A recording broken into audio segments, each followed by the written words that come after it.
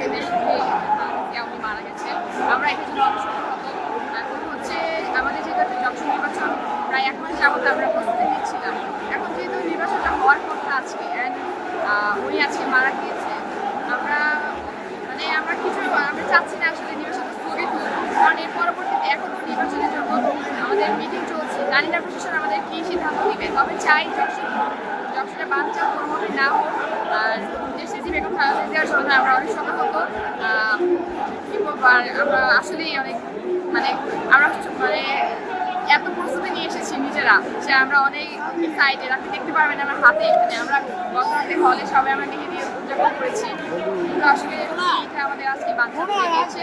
আশা করছি আমাদের প্রশাসন আমাদের সাথে থাকবে, নির্বাচনটা হবে।